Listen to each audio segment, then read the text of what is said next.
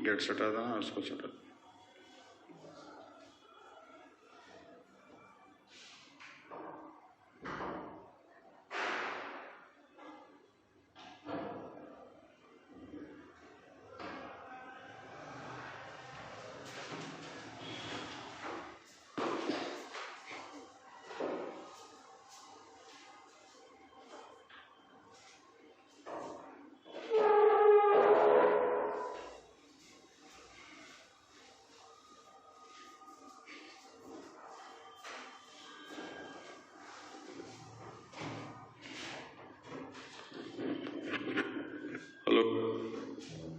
Hello guys, कैसा रहा दिवाली आप लोग का? बढ़िया ही रहा होगा, एंजॉय कर रहे होंगे। तत्काल फिर हम लोग अपने पुराने डरे पर लौटते हैं। जो काम था, जहाँ तक हम लोग छोड़े थे चैप्टर को, वहाँ से आगे बढ़ते हैं। उसके बाद आगे चैप्टर को देखते हैं।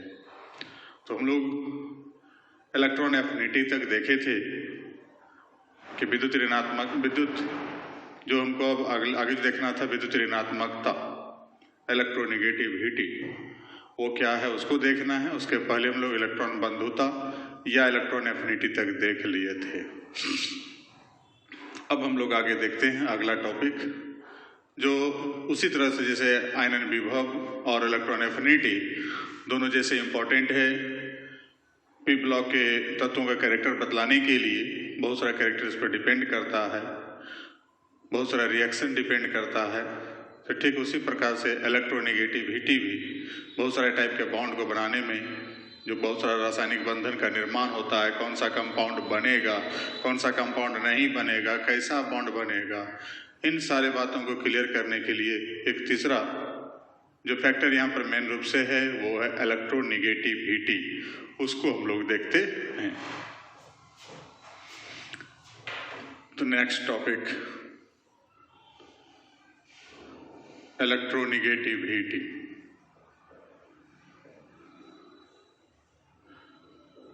जनरल कैरेक्टर में ही हम लोग देख रहे हैं। नंबरिंग क्या है वो पता नहीं, आप लोग दिमाग में जो भी होगा देख लीजिएगा। कमा नंबर है विद्युत ऋणात्मकता।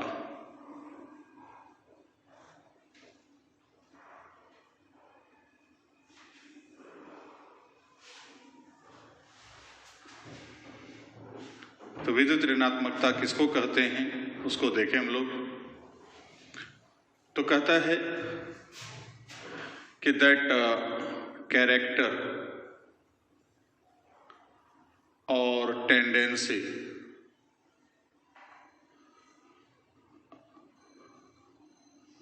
of element, any element,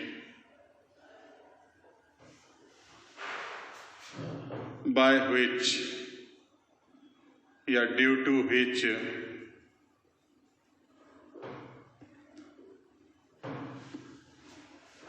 it attracts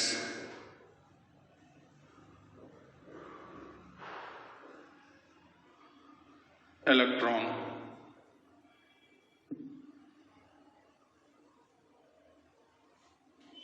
towards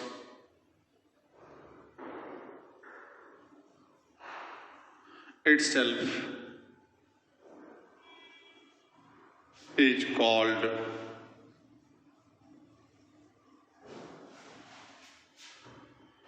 electronegativity.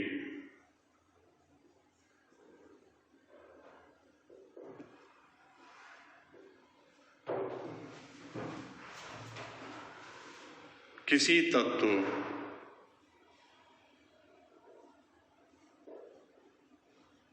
का वह गुण या प्रवृत्ति जिसके कारण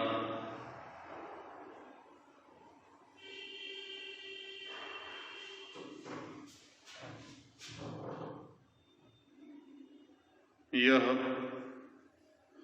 इलेक्ट्रॉन को अपनी तरफ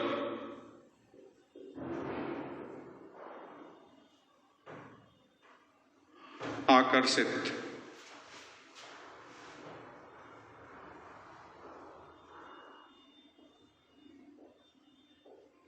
करता है उसे उस तत्व का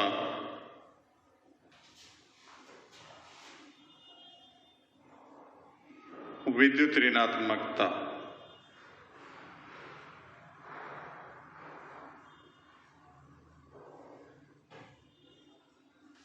कहा जाता है।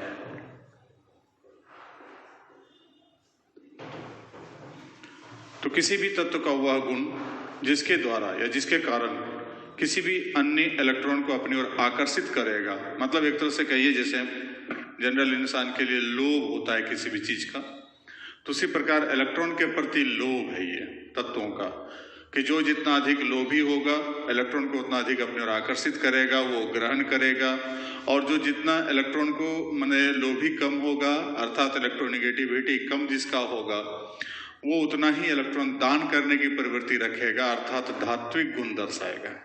तो जितना भी धातु है उसको इलेक्ट्रॉन दान करने की इच्छा ज्यादा होती है, ग्रहण करने की इच्छा कम होती है, तो उसका मूल कारण है electronegativity.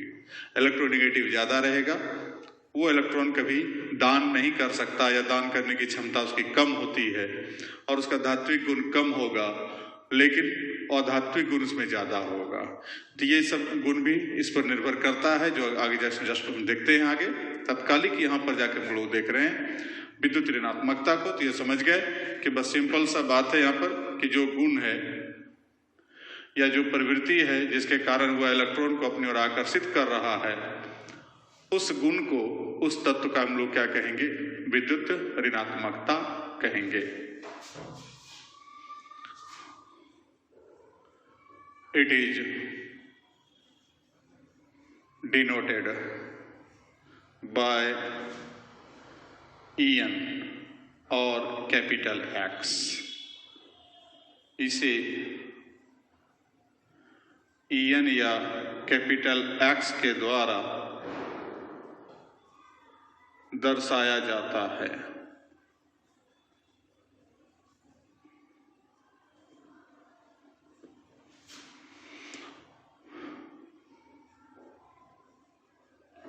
It is also affected by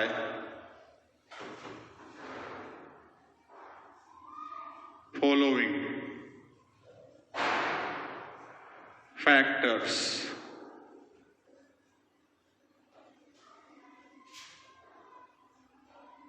इसे निम्नांकित कारकों के द्वारा प्रभावित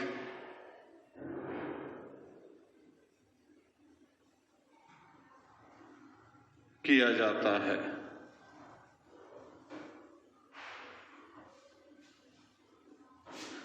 पहला नंबर है रेडियस ऑफ एटम, परमाणु की त्रिज्या, जो सब में देखा हम लोगों ने, सब में कॉमन था। यहां भी वही बात है, EN is inversely proportional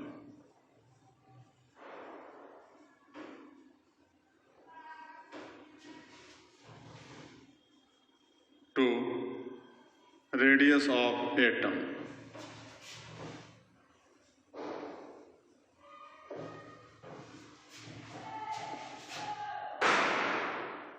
EN का मान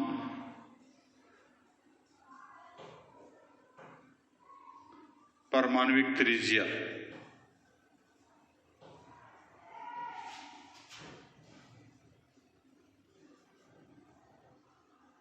का व्युत्क्रमानुपाती होता है।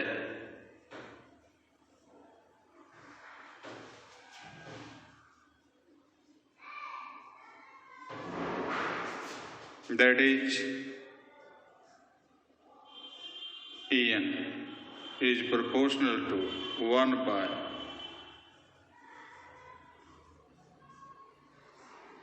Radius of atom. तो यहां भी फिर वही बात है, रेडियस ऑफ एटम बढ़ेगा EN घटेगा, रेडियस ऑफ एटम घटेगा EN का मान बढ़ेगा। मतलब इसका अपोजिट, ये बड़ा ये छोटा, ये छोटा तो ये बड़ा।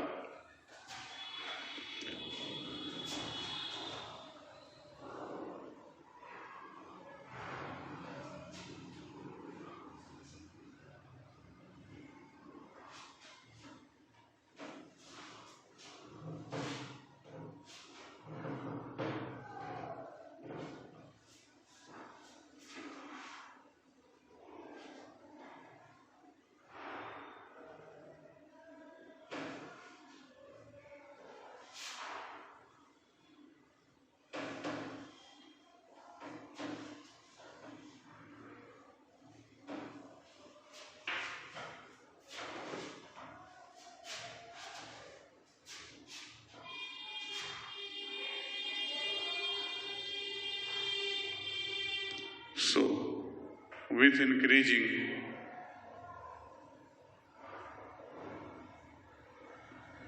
radius of atom, value of En will decrease.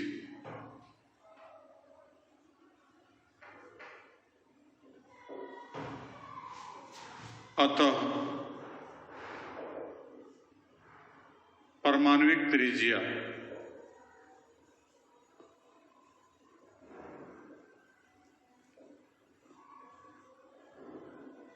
बढ़ने के साथ साथ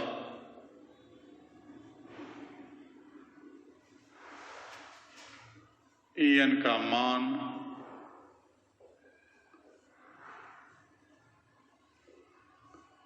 घटता जाएगा।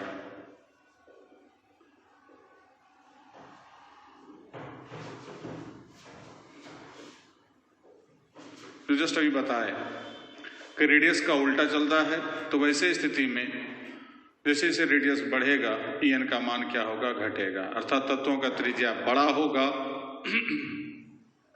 तो इलेक्ट्रॉन के प्रति जो आकर्षण है वो कम होगा, और त्रिज्या जब छोटा रहेगा तो आकर्षण अधिक होगा। जैसे आप लोग देखते होंगे, आप अपने घर में रहते हैं,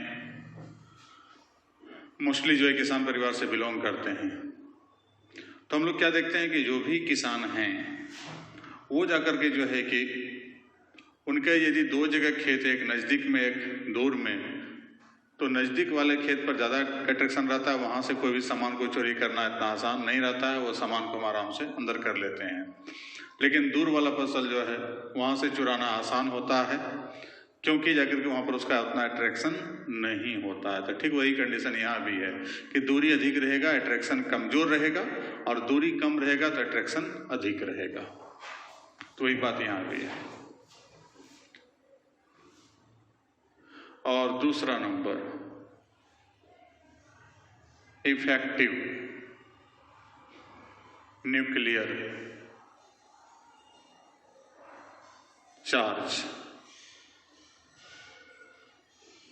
प्रभावकारी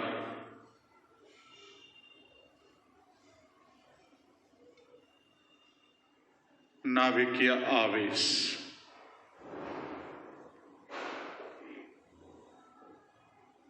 for same number of orbit, यहां भी वही बात हो गई, सेम नंबर ऑफ ऑर्बिट। जो पीछे दूर में देखे हम लोग वही चीज यहां वही है कि ऑर्बिट की कक्षा की संख्या जब समान रहेगा तो En of element is directly proportional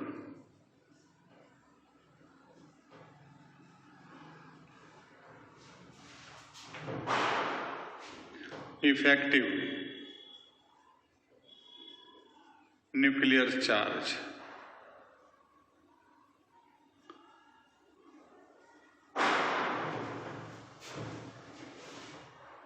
समान कक्षा के लिए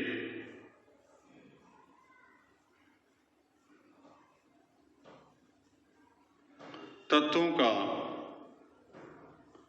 En का मान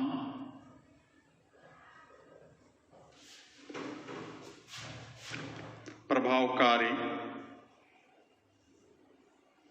नाभिकीय आवेश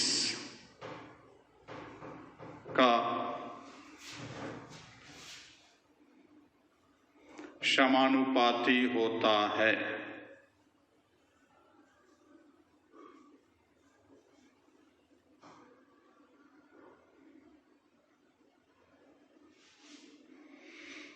That is,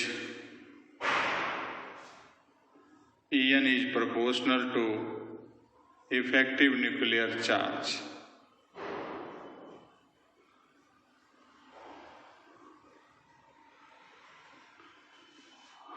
और Z स्टार अथवा Z effective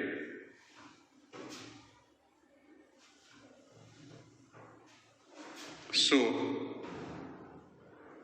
with increasing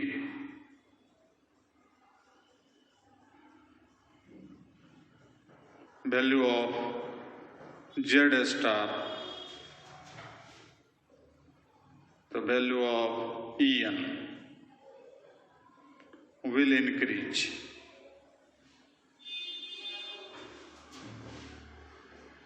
Also, अतः तत्वों का Z स्टार का मान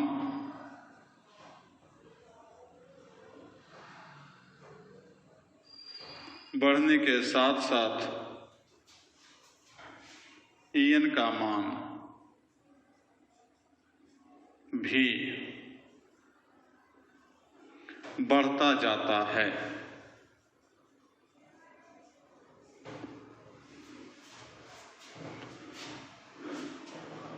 तो हम लोग यहाँ पर देख रहे हैं कि पहला वाला में देखें कि परमाणुविक त्रिज्या बढ़ने के साथ साथ En का मान घटेगा, लेकिन इसमें जो है कि क्या होगा, Z स्टार का मान बढ़ेगा तो En का भी मान बढ़ेगा, लेकिन कंडीशन लगा हुआ है कि कक्षा क्या होना चाहिए, समान, सेम नंबर ऑफ ऑर्बिट होगा, तब इसका यूज करेंगे, अन्यथा हमको अगर जो है कि इसका यूज करने की कोई ज़रूरत नहीं है। लेकिन फिर भी मेन रूप से हमको रेडियस ही काम कर देगा कि रेडियस यदि बढ़ता जा रहा है तो हमको En का मान घटेगा, रेडियस घट रहा है तो En का मान क्या होगा, बढ़ेगा। तो मेन हमको रेडियस पर फोकस करेंगे तो सब चीज़ को हम डीलिंग कर सकते हैं। तो रेडियस मेन फैक्टर है जिसके द्वारा जाके जो है कि हमको ये खास करके 3 कैरेक्टर तो अभी तक डिपेंड कर रहा है, आयनन विभव, इलेक्ट्रॉन बंधुता और विद्युत ऋणात्मकता, IP electron affinity and electronegativity. तो कंडीशन इसका देख लिए। अब हमको क्या चेंजिंग हो रहा है, पीरियोडिक टेबल में क्या प्रभाव पड़ रहा है उसको देखें।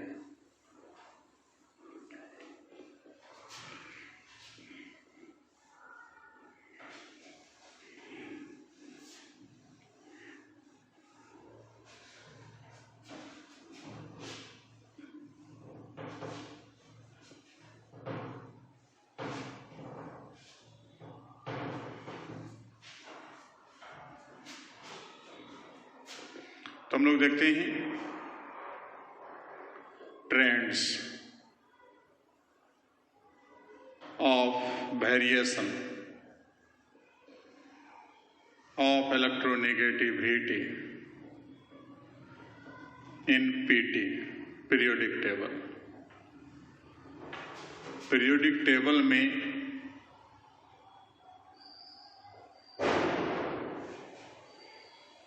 En का परिवर्तन का क्या ऑर्डर है उसको देखें। तो पहले तो इन group,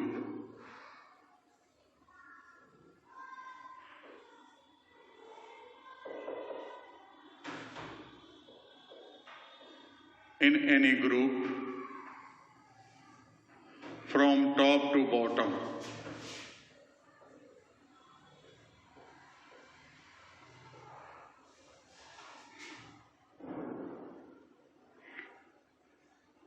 En of elements decreases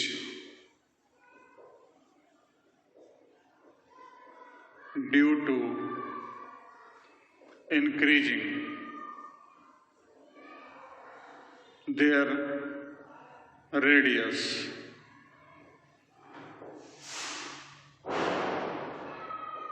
किसी वर्ग में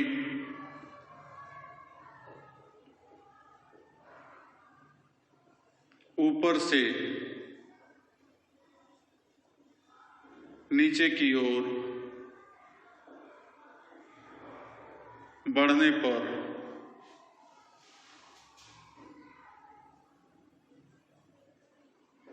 तत्वों का त्रिज्या बढ़ने के कारण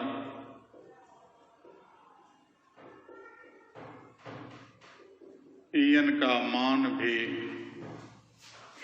का मान घटता जाता है। त्रिज्या बढ़ रहा है तो ये क्या होगा, घटेगा। एग्जाम्पल के लिए किसी ग्रुप में देखें, जैसे ग्रुप 7A, एलिमेंट्स है यहां पर फ्लोरीन, क्लोरीन, ब्रोमीन, आयोडीन, एस्टेटिन। इसका रेडियस देखें, पहले से हम लोग जान चुके हैं कि किसी भी ग्रुप में रेडियस क्रमशः बढ़ता है, क्योंकि हम लोग पीछे पढ़ चुके हैं, कक्षा संख्या बढ़ रहा है। और 80। अब इलेक्ट्रोनिगेटिविटी की बात करें तो फ्लोरीन ज़्यादा निगेटिव होगा क्लोरीन से, ये ब्रोमीन से, आयोडीन, एस्टेटिन। सिमिलरली ठीक इसी प्रकार से अदर ग्रुप की बात करें तो ग्रुप 5A, तो इसमें जाके एलिमेंट्स जो है उसका ईएन का मान, नाइट्रोजन ज़्यादा निगेटिव होगा फास्फोरस से, आर्सेनिक से, ये एंटीमनी से और ये बिस्मथ से। यदि हम ग्रुप 6A की बात करें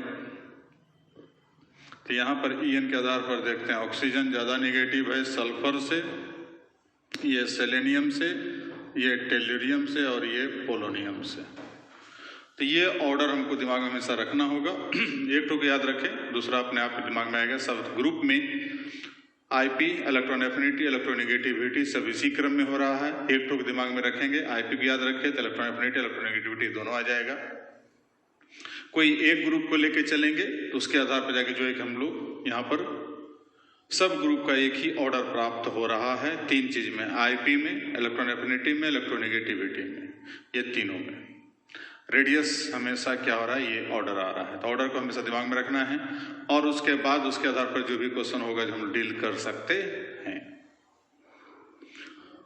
लिख लिया, लिखे आप लोगों को?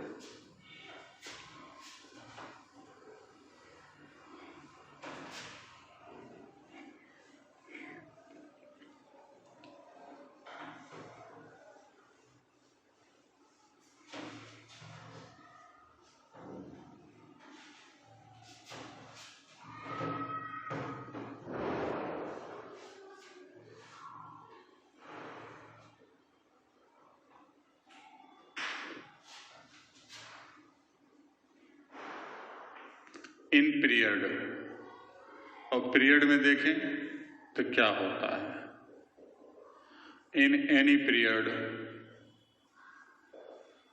फ्रॉम लेफ्ट टू राइट, बाएं से दाएं जाते हैं तो value of EN will increase due to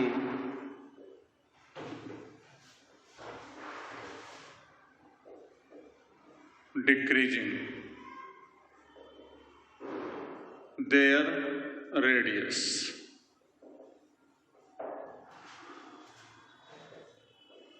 किसी आवर्त में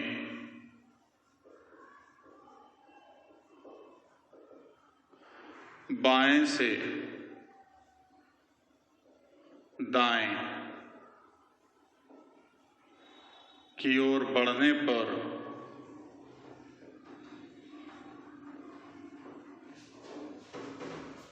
तत्वों का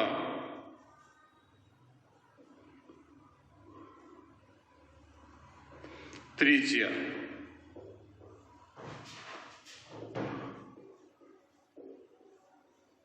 घटने के कारण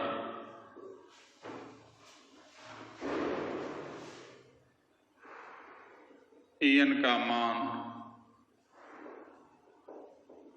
बढ़ता जाएगा। जैसे एग्जाम्पल देखते हैं, सेकेंड पीरियड एलिमेंट्स है boron, carbon, nitrogen, oxygen, fluorine, neon तो इनर्ट गैस है, वो इलेक्ट्रोनेगेटिव होता ही नहीं है। उसके बाद इसका रेडियस तो RB, RC पीछे पढ़ चुके हैं हम लोग, RO, RF। देयरफॉर इलेक्ट्रोनेगेटिविटी में क्या होगा, बोरॉन कम होगा कार्बन से, नाइट्रोजन, ऑक्सीजन, फ्लोरीन। ठीक है, कि यहाँ पर रेडियस क्रमशः घट रहा है तो इलेक्ट्रोनेगेटिविटी का मान क्या होगा, बढ़ेगा, जो हम लोग यहाँ पर लिख चुके हैं कि त्रिज्या जैसे से घटेगा वैसे इलेक्ट्रोनेगेटिविटी का मान क्या होगा, बढ़ता जाएगा। सिमिलरली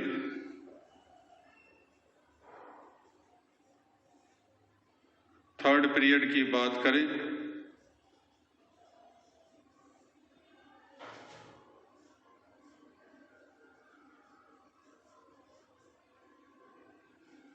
En का मान डायरेक्ट रखें तो aluminium, silicon, phosphorus, sulphur, chlorine,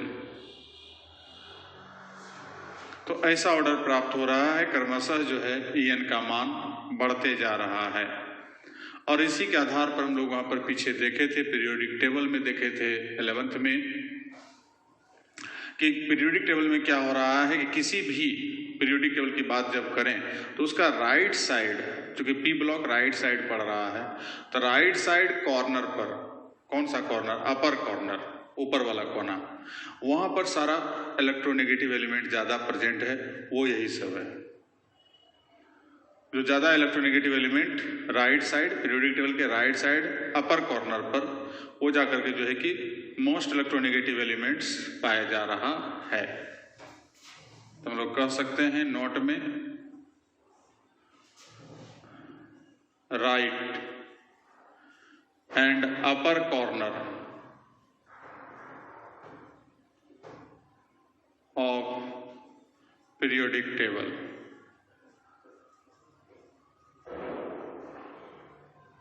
तो यहां मोस्ट इलेक्ट्रो नेगेटिव एलिमेंट्स पाए जा रहे हैं। एग्जाम्पल में महाशय यहाँ फ्लोरीन है, सर्वाधिक क्लोरीन है, ब्रोमीन है, सॉरी फ्लोरीन के बाद ऑक्सीजन, ऑक्सीजन के बाद नाइट्रोजन, उसके बाद क्लोरीन। ये चार टॉप मोस्ट हीरो है इलेक्ट्रोनेगेटिविटी के आधार पर, सर्वाधिक इलेक्ट्रोनेगेटिविटी। इसका En का मान अबाउट 4.0, ऐसे 3.98 के आसपास होता है, लेकिन लगभग इसको 0 मान लेते हैं हम लोग। ये भी जाकर के जो है En का मान इसका 3.5 परफेक्ट नहीं होता है, लेकिन लगभग है 3.5 के आसपास। इसको भी लगभग 3.0 के आधार पर चलते हैं, 3.0, और इसका भी 3.0 होता है लगभग, लेकिन अंतर यही है, फिर भी ये चौथा पोजीशन पर है। तो इसका कारण ये है, इसका रेडियस छोटा है और इसका रेडियस क्या है, बड़ा है। इसके पास 2 ही कक्षा है, इसके पास 3 कक्षा है, तो अट्रैक्शन ज्यादा इसका होगा, उसके बाद इसका होगा। तो ये 4 टॉप मोस्ट इलेक्ट्रोनेगेटिव एलिमेंट है जो P ब्लॉक के अंतर्गत ही रहता है। तो हम लोग कह सकते हैं कि पूछता है, यदि में पूछ दिया कि in which block most electronegative elements are present, तो हम लोग कह सकते हैं कि जो वो कौन सा होगा, P ब्लॉक होगा, क्योंकि S ब्लॉक में सबसे कम है। अब P में सबसे अधिक है और D और F में अधिक और कम नहीं है, वो बीच में है। तो इसलिए सर्वाधिक विद्युत ऋणात्मक तत्व अधिक किस ब्लॉक में पाया जाता है, तो वो है P ब्लॉक में। तो उसका मूल कारण यही है कि बढ़ते जो जा रहा है, तो इस कॉर्नर पर जो अपोजिट माने राइट साइड जो कॉर्नर है, वहाँ पर सभी ग्रुप का जो तत्व है अधिक ऋणात्मक तत्व है, ये FON Cl सल्फर, ये सब ज़्यादा इलेक्ट्रोनिगेटिव एलिमेंट है पूरे आवर्त सारणी में। इससे अधिक किसी का भी इलेक्ट्रोनिगेटिविटी का मान नहीं है। उसमें भी नंबर 1 पर तो फ्लोरीन है जो सर्वाधिक इलेक्ट्रॉन का लोभी है। ये इतना लोभ है कि हम लोग जब इसी ब्लॉक में पढ़ेंगे ग्रुप 0 पढ़ेंगे, तो ग्रुप 0 पढ़ेंगे तो वहाँ पर जेनॉन का कंपाउंड देखेंगे, वो ये दोनों फ्लोरीन और ऑक्सीजन उसको भी नहीं छोड़ा और उसके साथ बंधन बनाने के लिए रेडी है। चाहे जिस भी हालत में तुम इलेक्ट्रॉन दो, हम देंगे, क्योंकि हम इलेक्ट्रॉन का लोभ ही ज्यादा है। अर्थात मेरा इलेक्ट्रोनिगेटिविटी का मान सर्वाधिक है, इसलिए हमको इलेक्ट्रॉन का लोभ करने से कोई रोक नहीं सकता है। ठीक, लिख लिए, देख लीजिए। तो ये था पीरियड का और ग्रुप का electronegativity.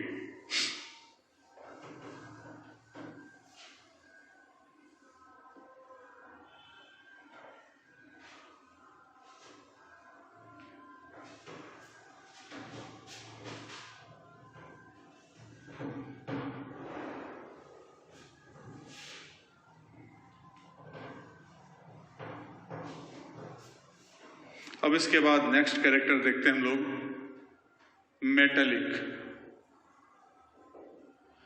And non metallic character.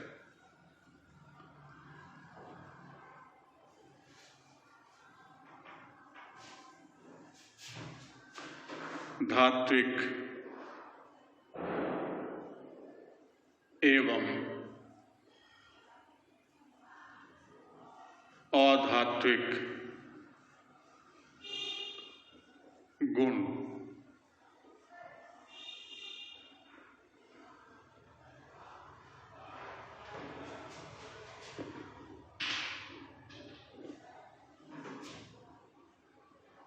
तो पहले मेटेलिक कैरेक्टर बताए थे, इसमें जब डी ब्लॉक बता रहे थे तो वहां भी बताए थे कि मेटेलिक कैरेक्टर कहते किसको हैं। तो सिंपल सा एकदम टेंडेंसी ऑफ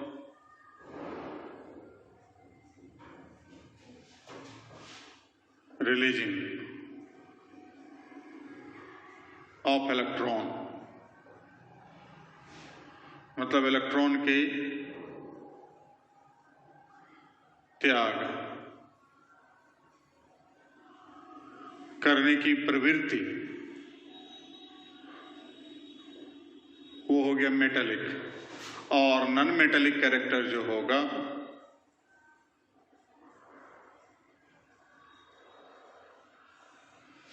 ये टेंडेंसी होगा,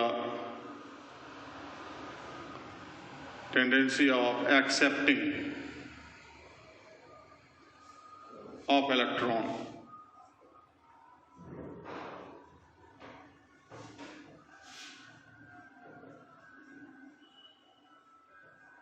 इलेक्ट्रॉन के ग्रहण करने की प्रवृत्ति।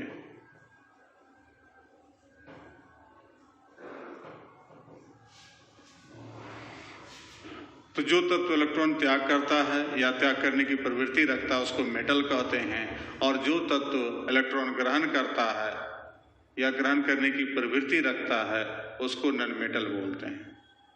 तो ये जाकर के जो है कि अब इसका डिपेंड, जो इसका दोनों कैरेक्टर डिपेंड करेगा किस पर, तो हम लोग उसको देखें। Metallic and non metallic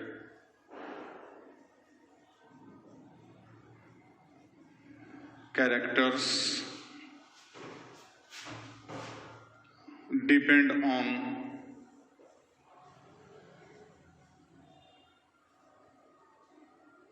following। Metallic character और नॉन मेटेलिक कैरेक्टर निम्नांकित पर निर्भर कर रहा है। तो पहले मेटेलिक को देखें।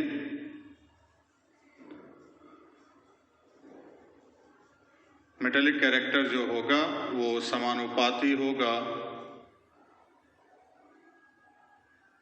रेडियस ऑफ एटम का।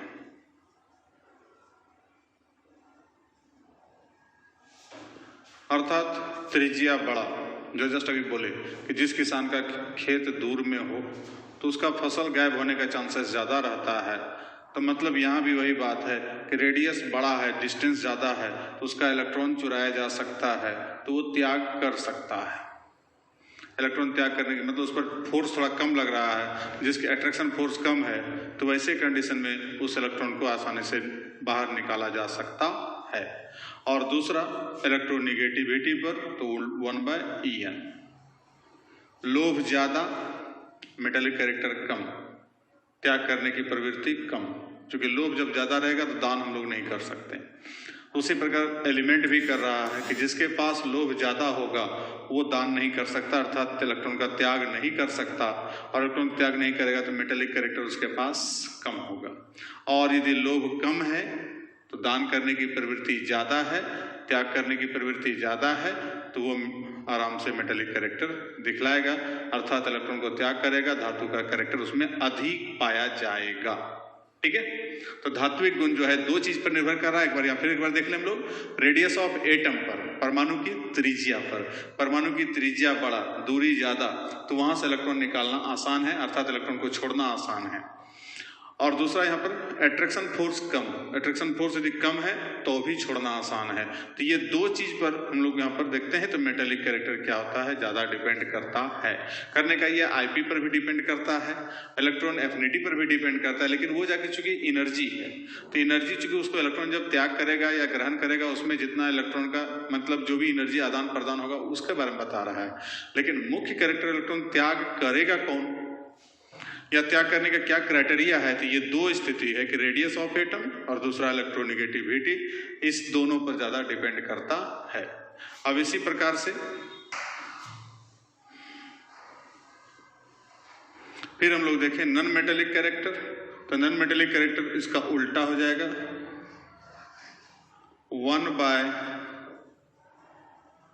1/रेडियस of atom. Radius of atom का उल्टा और En का सीधा। लोभ अधिक, इलेक्ट्रॉन ग्रहण करने की क्षमता अधिक, इसमें दूरी अधिक, ग्रहण करने की क्षमता कम, त्याग करने की क्षमता ज्यादा, जो अभी जस्ट उसमें देखे। और दूरी यदि कम है तो ग्रहण अधिक करेगा, अर्थात नॉन मेटल का गुण उसमें अधिक पाया जाएगा। तो इस प्रकार से इस आधार पर हम लोग पूरे आवर्त सारणी में जितने भी तत्व हैं उसके मेटेलिक और नॉन मेटेलिक का डिटेल हम लोग प्राप्त कर सकते हैं, कौन मेटल होगा और कौन नॉन मेटल। तो तत्कालिक हम लोग फिर चलते हैं ट्रेंड्स ऑफ वेरिएशन।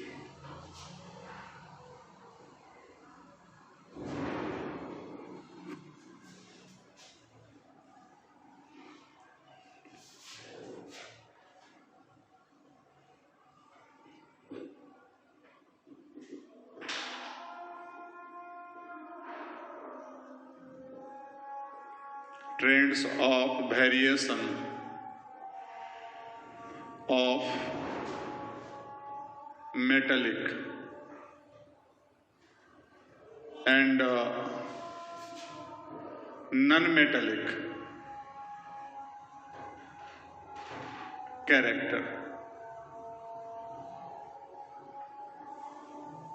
क्या ट्रेंड है, क्या क्रम है, ऑर्डर है, कैसे चेंज करता है उसको देखें। तो ए नंबर इन ग्रुप में क्या होता है, तो रेडियस ऑफ एटम इंक्रीज करता है, बढ़ता है। इलेक्ट्रोनिगेटिविटी घटता है। तो इसलिए इलेक्ट्रॉन रिलीजिंग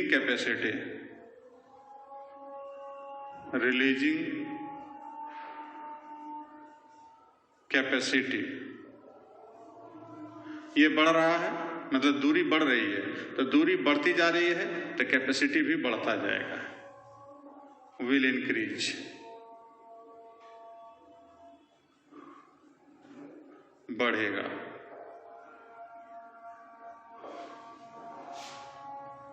इलेक्ट्रॉन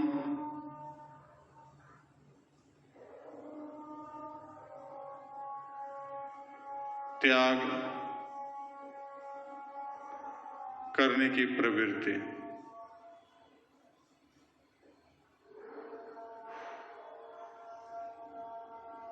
उसके बाद जब ये बढ़ेगा तो metallic character automatically will increase, ये भी बढ़ेगा।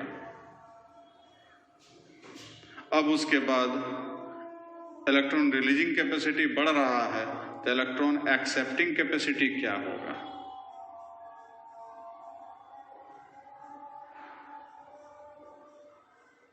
इलेक्ट्रॉन ग्रहण करने की क्षमता या प्रवृत्ति तो विल डिक्रीज, उसका उल्टा घटेगा।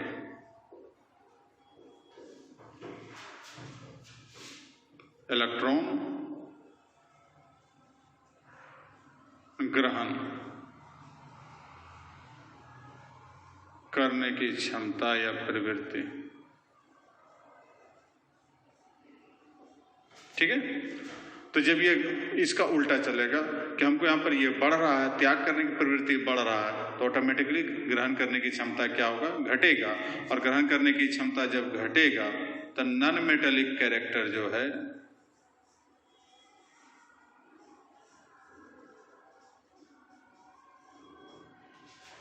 ये भी डिक्रीज करेगा।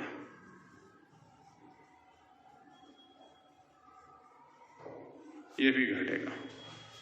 तो इस प्रकार से किसी भी ग्रुप में हम ऊपर से नीचे आते हैं तो तत्वों का मेटेलिक कैरेक्टर बढ़ रहा है और नॉन मेटेलिक कैरेक्टर क्या हो रहा है? घट रहा है। काउच ये है, मेन दोनों ये रेडियस ऑफ एटम बढ़ता है और इलेक्ट्रोनेगेटिविटी घटता है, जिसके कारण इलेक्ट्रॉन त्याग करने की प्रवृत्ति बढ़ेगा और मेटेलिक कैरेक्टर भी तब बढ़ेगा और इलेक्ट्रॉन ग्रहण करने की प्रवृत्ति घटेगा, इसलिए उसका नॉन मेटेलिक कैरेक्टर भी क्या होगा? घटेगा। बाद में पूछता है, क्वेश्चन यदि पूछ दिया कि किसी भी ग्रुप में या किसी वर्ग में तत्वों का ऊपर से नीचे के बढ़ने पर धात्विक गुण बढ़ता है क्यों?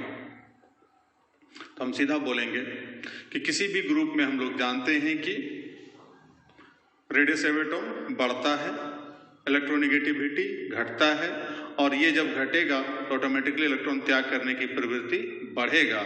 इस कारण से मेटेलिक कैरेक्टर भी क्रमशः क्या होगा? बढ़ेगा। यदि पूछता है नॉन मेटेलिक कैरेक्टर क्यों घटेगा, तो वहां से हम ये दोनों को दिखा देंगे और उसके बाद फिर इस दोनों को लेकर चलेंगे कि इलेक्ट्रॉन एक्सेप्टिंग कैपेसिटी क्या होगा? घटेगा और जिसके कारण नॉन मेटेलिक कैरेक्टर भी क्या होगा? घटेगा। ठीक है, लिख लीजिए, लिख लिया। अब इसका एग्जाम्पल देखते हैं तो और ज्यादा समझ में आएगा। आवर्त सारणी को उल्टा के देख सकते हैं प्रत्येक ग्रुप में।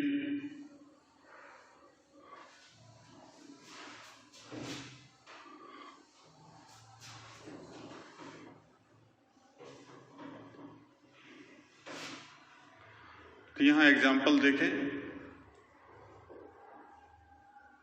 ग्रुप 5A एलिमेंट है nitrogen, phosphorus, arsenic, antimony, bismuth, UUP, जिसमें ये दोनों नॉन मेटल है।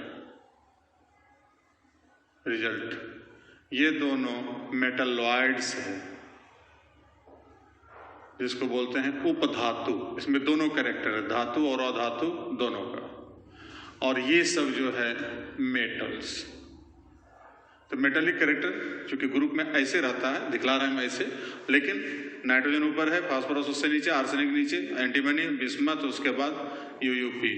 तो वैसे कंडीशन में मेटेलिक कैरेक्टर धीरे धीरे नॉन मेटल से कहाँ चला गया? मेटल की ओर। इसका मतलब मेटेलिक कैरेक्टर बढ़ रहा है और नॉन मेटेलिक कैरेक्टर घट रहा है, जिसके कारण वो मेटल बन गया है।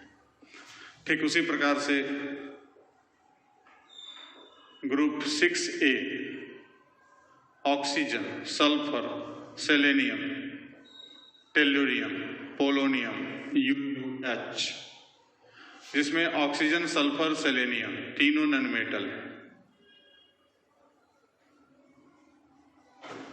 टेलुरियम, पोलोनियम मेटलॉइड है और ये मेटल है। सेम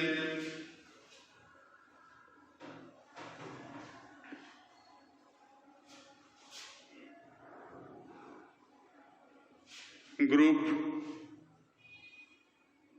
7A की बात करें तो फ्लोरीन, क्लोरीन, ब्रोमीन, आयोडीन, एस्टेटिन और यूयूएस, जिसमें ये सब का सब नॉन मेटल्स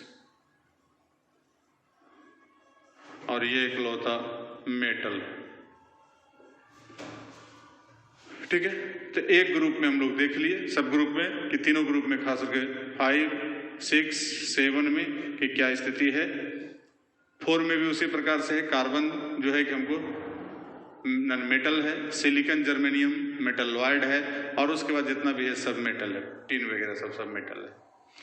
3A में भी बोरॉन जो है मेटलॉइड है, बाकी सब क्या है, मेटल है। तो ये था ग्रुप की बात। अब हम लोग देखते हैं पीरियड में।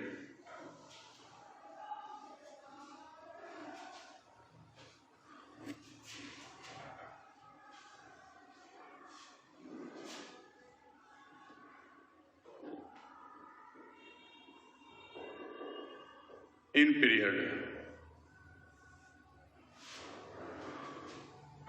में पहला रेडियस ऑफ एटम,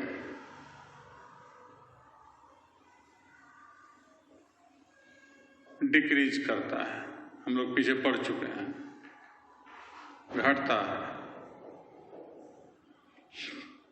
तो दूसरा यहां पर क्या होगा, En का मान बढ़ता है। अब तीसरा यहां पर इलेक्ट्रॉन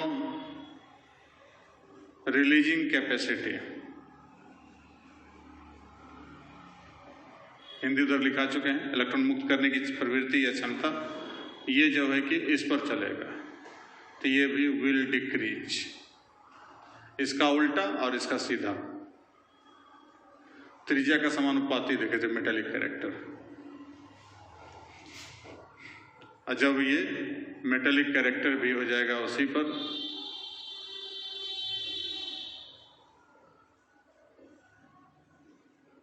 विल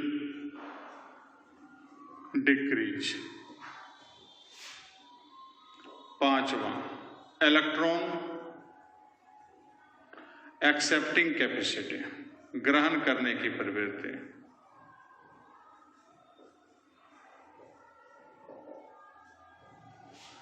ये उल्टा हो जाएगा, will increase.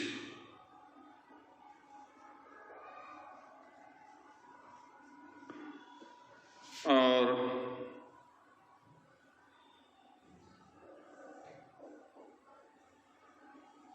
Non metallic character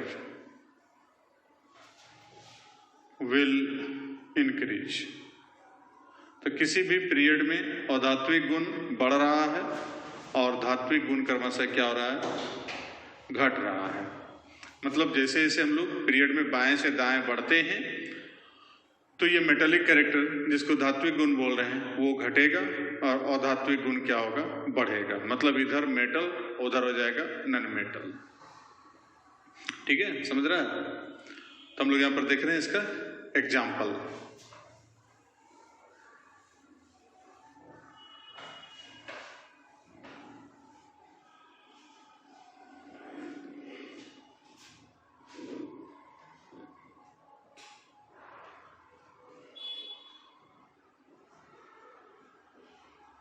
second period,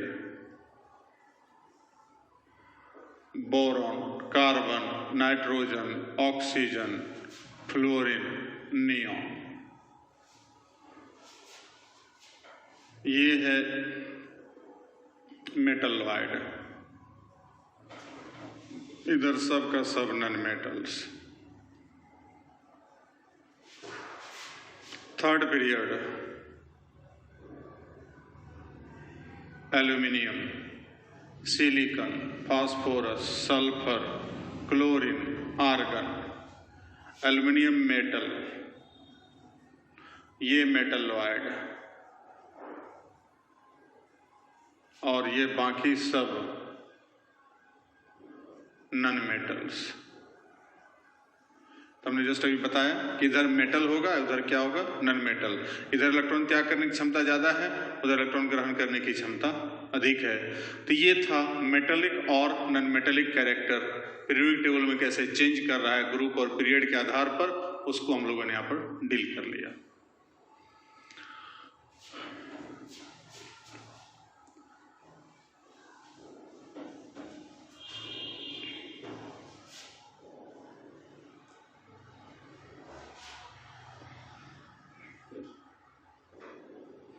अब हम लोग देखते हैं अगला कैरेक्टर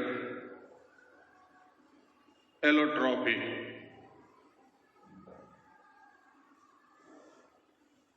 अपरूपता। एलोट्रॉपी क्या है? That character of element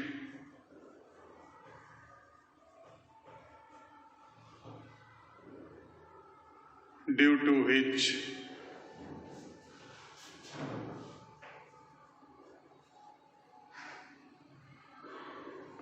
it exists in nature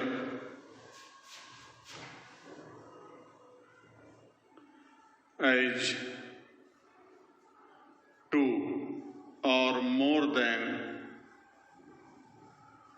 two forms.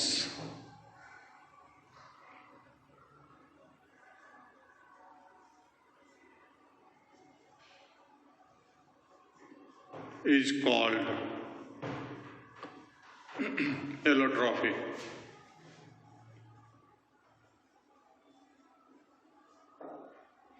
And such different forms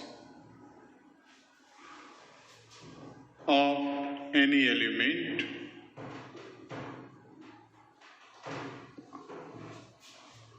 are called allotropes. So, some elements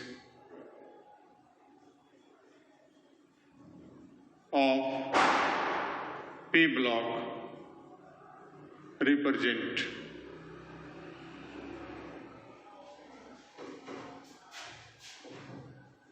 allotropic character.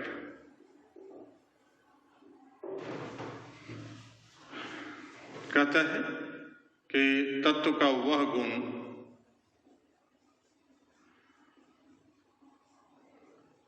जिसके कारण वह प्रकृति में दो या दो से अधिक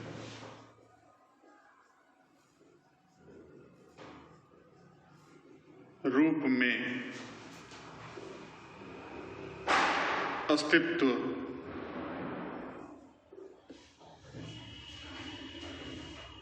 में पाए जाते हैं,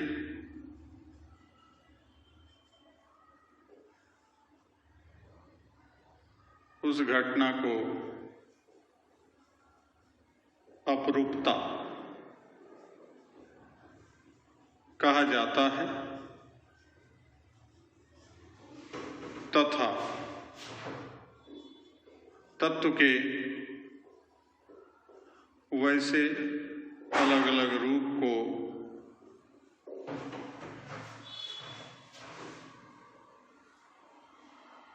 एक दूसरे का अपरूप कहा जाता है। पहले भी पढ़े हैं आप, 10th के पहले भी इससे अवगत हैं, जिसमें कहता है कि पी ब्लॉक के कुछ तत्व अलग अलग अपरूप के रूप में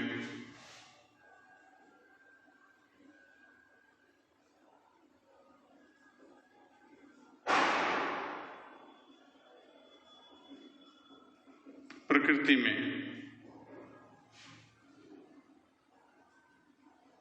पाए जाते हैं।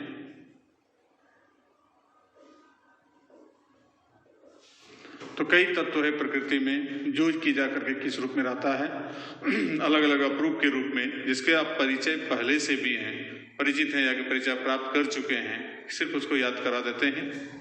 जैसे सर्वप्रथम आप कार्बन से ही लें तो कार्बन का अपरूप जैसे डायमंड नाम सुने हैं, ग्रेफाइट,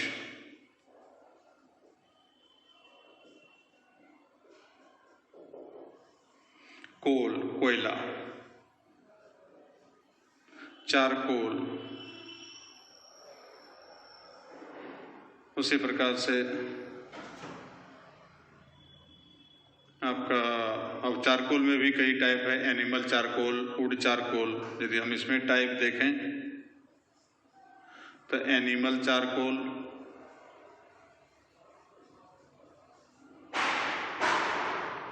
वुड चारकोल, कास्ट लकड़ी से बना हुआ चारकोल,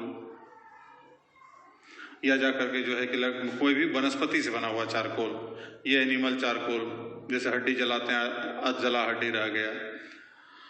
और वुड चारकोल में हो गया लकड़ी जलाते हैं, जैसे नारियल का चारकोल आता है तो नए कोकोनट चारकोल, तो वो इसका एग्जाम्पल है वुड चारकोल का। अब उसके बाद और भी फ्लेरिन, जिसको कार्बन 60 बोलते हैं, 60 कार्बन एक साथ मिलकर के एक बॉल के तरह रहता है। बकमिंस्टर फ्लेरिन ने उसको सर्वप्रथम देखा था, तो उसके नाम पर फ्लेरिन इसका नाम पड़ा है। ये कार्बन का हो गया। अब चलें नाइट्रोजन का, तो इसमें दो है, अल्फा नाइट्रोजन,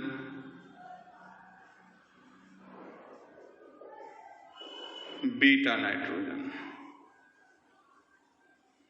फिर उसी प्रकार से फास्फोरस, तो एक तो रेड फास्फोरस,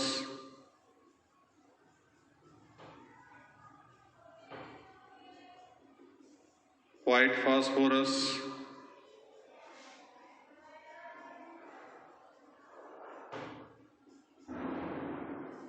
ब्लैक फास्फोरस, काला फास्फोरस जिसको बोलते हैं,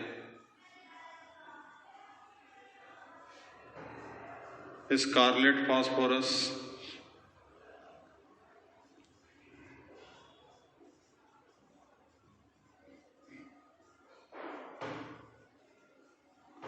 तो इस प्रकार से अलग अलग तत्वों का अलग अलग अपरूप। ऑक्सीजन का भी दो रहता है, एक ऑक्सीजन डाइऑक्सीजन है, दूसरा ओजोन O3 के रूप में। तो सब अलग अलग रूप में जाकर अपरूप पाया जाता है, और यह घटना कहलाता है एलोट्रॉपी या अपरूपता। लिख लिया लोग? लिखे बेटा? दूं? ठीक।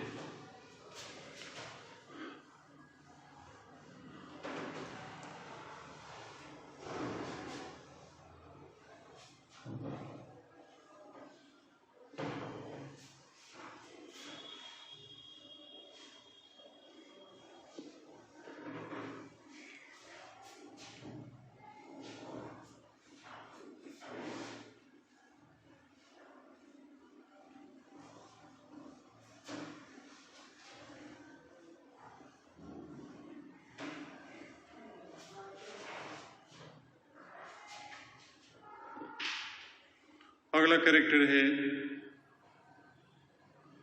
एटॉमिसिटी, परमाणुकता।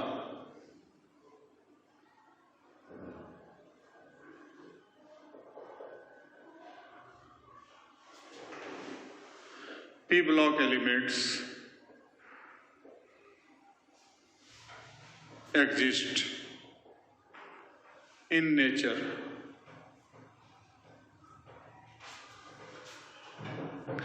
as following forms.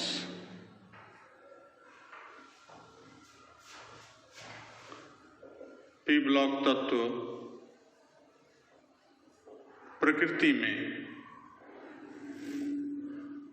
निम्नांकित रूप में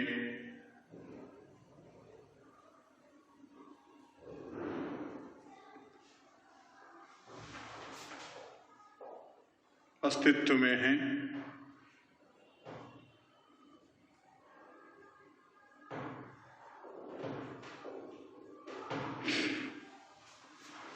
जैसे यहां पर है डायटोमिक फॉर्म या डायटोमिक एलिमेंट्स। इसमें क्या है? तो 2 एटम्स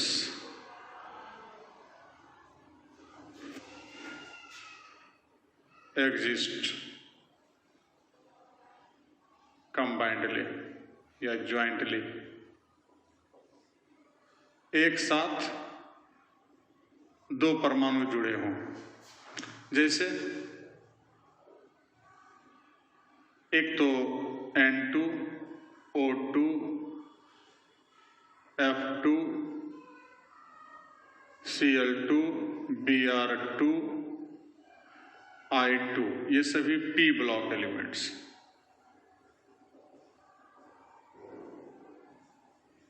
छह ठो तो फिक्स्ड है। एक हाइड्रोजन है जो S block element, S block में एकमात्र डायटोमिक फॉर्म में पाए जाने वाला तत्व है हाइड्रोजन एस ब्लॉक में। बाकी ये 6 ठो जो है पी ब्लॉक में पाया जाता है। एक और पी ब्लॉक में पाया जाता है S2 एज वेपर। जब वो वाष्प के रूप में रहेगा तब S2 के रूप में रहेगा, तब वहां पर सल्फर क्या है? डायटोमिक। बाकी दूसरा ट्राई एटॉमिक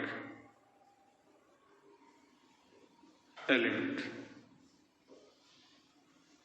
इसमें क्या है? 3 एटम्स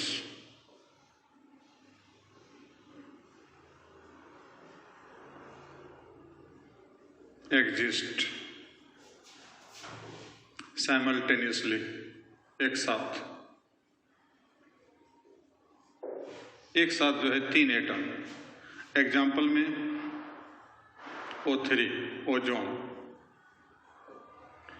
उसके बाद जो इसका एलोट्रॉप दोनों। तीसरा है टेट्रा एटॉमिक, चतुष्परमाणुक, 4 परमाणु एक साथ।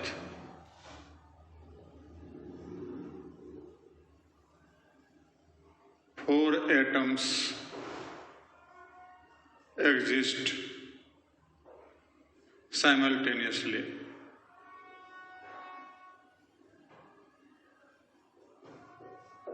एक साथ 4 एटम। तो एग्जाम्पल में पी ब्लॉक में P4 फास्फोरस, आर्सेनिक, एंटीमनी, ये सब रहता है टेट्रा एटॉमिक के रूप में। तो यहां पर देख लीजिए लोग, डायटोमिक, ट्राइएटोमिक, टेट्राएटोमिक। इसको मिटा दो।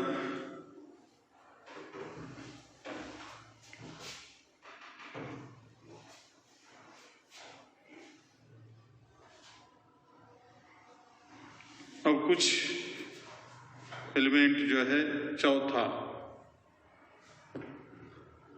ऑक्टाएटोमिक एलिमेंट।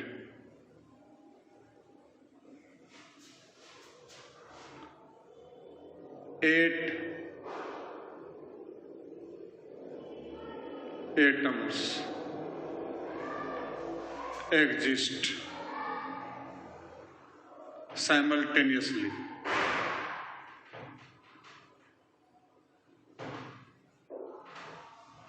आठ परमाणु एक साथ एग्जिस्ट कर रहा है। जैसे एग्जाम्पल में एसेट, सल्फर का ओरिजिनल है, ये एज सॉलिड है, रियल में इसी रूप में रहता है, भाप के रूप में जो है कि बहुत कम मिलता है, जो कि S2 के रूप में रहेगा, लेकिन बाकी रहता है वो ऑक्टाएटॉमिक के रूप में जब ठोस अवस्था में पाया जाता है तब। और नेचर में सल्फर किस रूप में रहता है? ऑक्टाएटॉमिक के रूप में ही रहता है, ठोस के रूप में रहता है, लिक्विड और गैस के रूप में बहुत कम पाया जाता है। और पांचवा मोनोएटॉमिक एलिमेंट्स, जो अकेला ओनली वन एटम एग्जिस्ट, सिर्फ अकेला परमाणु एग्जिस्ट कर रहा है। तो इसमें एग्जाम्पल रेस्ट अदर एलिमेंट्स, अन्य तत्व जो शेष बचा वो सब का सब, चाहे वो D ब्लॉक का हो, S ब्लॉक का हो या P ब्लॉक का है या F ब्लॉक का हो, वो सब का सब मोनोएटॉमिक है। जो भी बाकी ट्राइएटॉमिक, डायएटॉमिक सब इसी में है। सिर्फ एक ठो S ब्लॉक में हाइड्रोजन है डायएटॉमिक, बाकी और कहीं भी एक से अधिक एटम एक साथ नहीं मिलता है। जो भी मिलता है सिर्फ P ब्लॉक में मिलता है। और इधर जो मोनोएटॉमिक है इसमें सब आ गया S, P, D और F। इस प्रकार से हम लोग एटॉमिसिटी देख लिए। तो कुछ जनरल कैरेक्टर्स यहाँ पर हम लोग मोटा मोटी देख चुके हैं अभी तक में। अब इसके बाद